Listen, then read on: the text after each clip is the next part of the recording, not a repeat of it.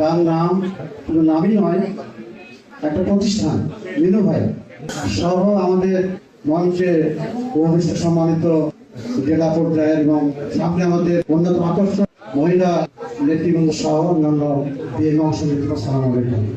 সবাই বন্ধুগণ, আমি সর্বপ্রথমে আমি মুখিয়া দুর্গাপুরের পক্ষ থেকে আপনাদের আন্তরিক শুভেচ্ছা জানাই। আমি দেখেছি আমাদের বিভিন্ন সামাজিক মাধ্যমে আমাদের জেলা পর্যায়ে অনেক গুরুত্বপূর্ণ নেতৃবৃন্দ সংশয় প্রকাশ করেছিলেন মুখিয়া দুর্গার সিট নিয়ে। সবাই বন্ধুগণ, আমি বলতে চাই আজকে মুখিয়া দুর্গার মানুষ কোন ষড়যন্ত্রের পা দেয় না। মানুষ প্রবর্ত পাবে ধানের সৃষ্টিকে বিজয় করে দেখে দিয়েছে যে আমরা কোনো ষড়যন্ত্রের শিকার হতে চাই না। আমরা পক্ষপাতে ভোট দিয়েছি, 80,000 ভোট আমাদের পাস করেছি। আজকে আমি বলতে চাই মিনু ভাই, এখানে কিন্তু মিনু ভাই নাম একটা মিনু ভাই, আমি আমার বড় ভাই সাত্তার মন্ডল, উনি এমপি ছিলেন। আমি ওই সময় দেখেছি আমাদের অ্যাডভোকেট আবুল কালাম সহ অনেক নেতৃবৃন্দ আমার উঠে বসা ছিল এবং মিনু ভাইয়ের সঙ্গে আমাদের অন্যরকম সম্পর্ক। মিনু ভাইয়ের বিভিন্ন রকম প্রচারণা ছিল এই নর্থ বেঙ্গলে।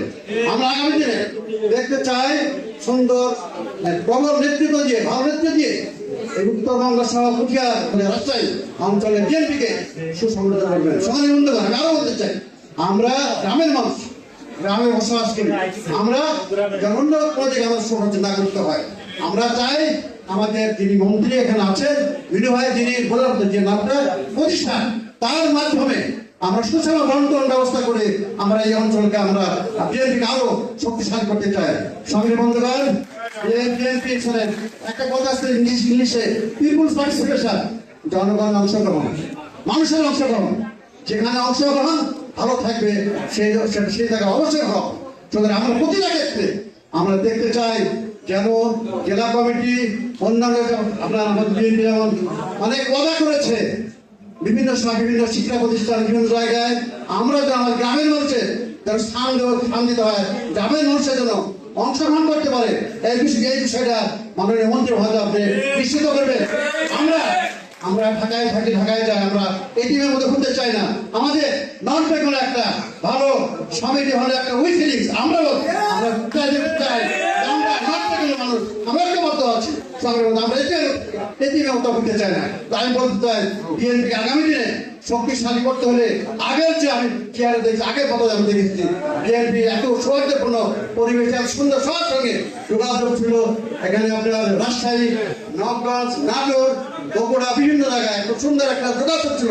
এদের একটা যোগাযোগ আর যাদের হয় যোগাযোগ সৃষ্টি করতে পারে, আমি সে আজকের এই মাননীয় মন্ত্রী মহোদয়কে আমি অনুরোধ করে আবার বলছি, সুষম মন্ত্র ব্যবস্থা যদি মানুষ যদি সুষম মন্ত্র ব্যবস্থা না থাকে তাহলে কিন্তু কোনো কিছু দল ক্ষমতায় অনেক আশা আছে, বিশেষ করে মানুষের অনেক আশা আছে, অনেক আকাঙ্ক্ষা আছে, অনেক চাহিদা আছে।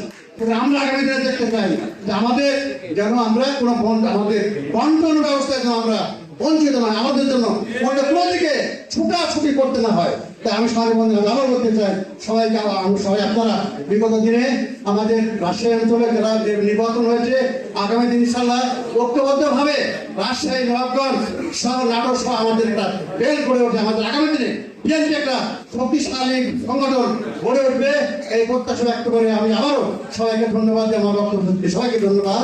আমি সর্বশেষ আমাদের বিএনপি আমাদের শহীদ জিয়া রহমান, যার মাধ্যমে যত রকম আপনার বিএনপি ক্ষত করার চেষ্টা করা হয়েছে, এই শহীদ প্রেসিডেন্ট জিয়া রহমানের তার পরিবারে মাকে প্রতিরোধ করে ক্ষতকে ভালো করা হয়েছে বলে বললাম। তাদেরকে স্মরণ করে আমি বেগম দেশের তাদেরকে আপনার সুস্থ মাত্রা কামনা করে সবাই ধন্যবাদ। আল্লাহ হাফেজ।